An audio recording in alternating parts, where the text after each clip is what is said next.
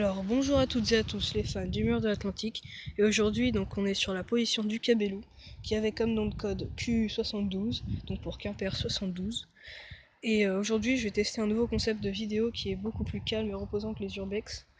Ça va être juste la présentation de la position de quelques blocos. Donc là je suis avec les copains, ils vont faire décoller un drone pour prendre un peu cette position au drone, voilà ils sont derrière, je n'ai pas le droit de les filmer. Et là je suis sur le Tobruk de défense d'un R611 pardon. Voilà, qui pouvait accueillir un canon qui allait de 75 mm à un 105 mm je pense. Voilà, donc c'est plutôt une vidéo reposante. Donc là nous avons le phare Vauban du Cabellou qui a été lui aussi occupé par les Allemands. Ici nous avons juste en dessous là un R631. Et ici, dans ce terrain-là, et normalement, d'après nos informations, on n'avait pas encore confirmé, il devrait y avoir une position flak. Voilà, donc aujourd'hui il fait super beau.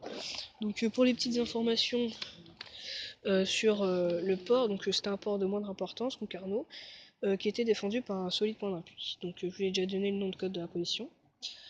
Alors, il était déjà Concarneau. Donc il faut savoir que Concarneau contient beaucoup de blocos, mais qui sont beaucoup noyés dans les propriétés. Et celui-là, donc c'est l'un des plus gros de Concarneau qui est situé sur la pointe. Tu vas faire décoller le drone? Ouais.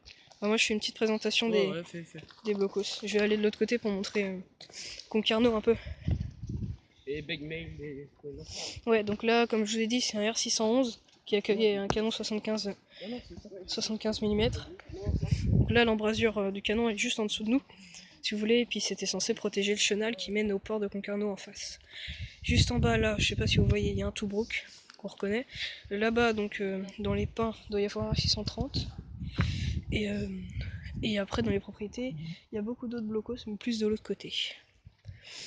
Donc c'est réellement une position magnifique, et dans la description il y aura beaucoup d'informations complémentaires sur le fort par exemple, ou sur les casemates. Donc on se retrouve tout à l'heure pour la présentation du R631 et R630 je ne sais plus, qui est situé juste à côté du fort Vauban. A tout de suite.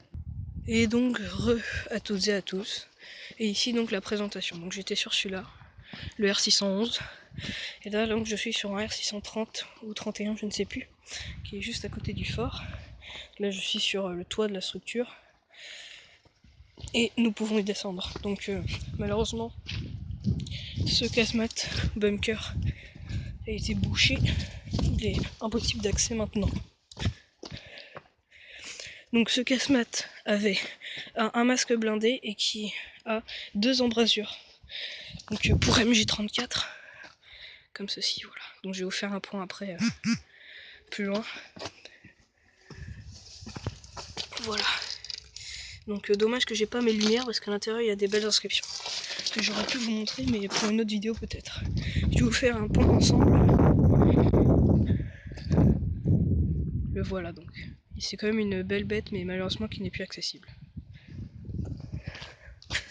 Voilà, donc ça c'est un tas donc des détritus que les Allemands ont laissés sur place. C'est les restes des maisons qui ont été détruites pour la construction du blocos, juste ici, enfin des blocos même. Et ça a été rajouté volontairement ici pour parce qu'avant ici il n'y avait pas de but en fait, c'était pratiquement pas constructible le terrain. Il y aura des photos, je pense. Il y a des photos qui ont été reconstituées de comment c'était presque une presqu'île en fait. Mais il y avait déjà le fort. Voilà. Je ne pense pas que je vous présenterai plus de blocos parce que ceux-là, là je vous présente surtout ceux de la pointe. Et il y en a d'autres hein, dans la pointe, je sais très bien qu'il y en a beaucoup plus. Hein. Et on se retrouve maintenant pour la présentation du Tobruk qui est plus vers là-bas. Re tout le monde, donc j'en profite en allant vers le Tobruk pour vous montrer donc l'embrasure qui a été bouchée, qui était pour le canon 75 mm. D'après moi ici c'était pas un plus gros il pouvait y avoir un plus gros sur ces types de blocos, mais ça ne devait pas être une plus grosse pièce d'artillerie étant donné que déjà dans le coin on a retrouvé des 75 mm, des obus. Et ensuite pour un port de moindre importance il ne me serait pas très utile d'ajouter une pièce d'artillerie aussi grande.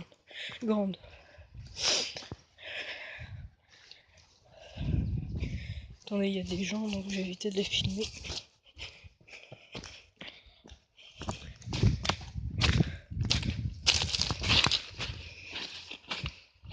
Le voilà, donc le Tobruk fait type VF58C.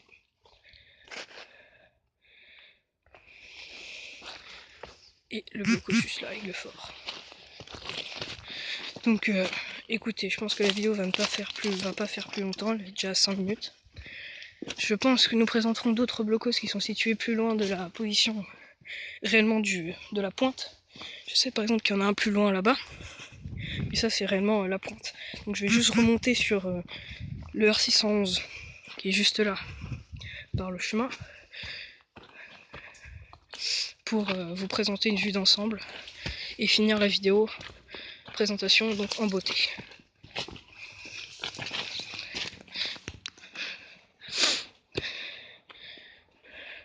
Voilà nos affaires, donc le drone.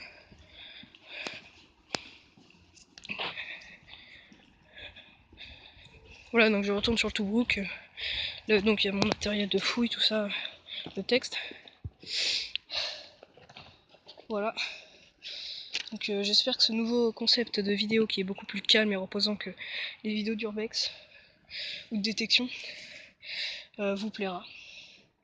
Donc j'aurais pu donner beaucoup plus d'informations, par exemple que le secteur était sous la responsabilité des régiments 893 qui étaient dépendants du 265 régiment d'infanterie, donc division d'infanterie, mais je ne pense pas que pour l'instant, c'est plutôt une vidéo reposante que c'est plus qu'une vidéo historique en fait. Donc je ne pense pas qu'il y ait besoin d'indiquer toutes ces informations tout de suite dans la vidéo. Il y aura beaucoup de compléments, donc de liens de sites qui mettent dans la description. Alors je vous remercie de votre écoute sur cette vidéo et puis je vous dis à la prochaine pour une nouvelle visite, détection, pêche, chalumeau, etc. C'est vraiment diversifié sur l'histoire dans le Finistère Sud et surtout pendant la Seconde Guerre mondiale. Donc n'hésitez pas à vous abonner à la chaîne et salut.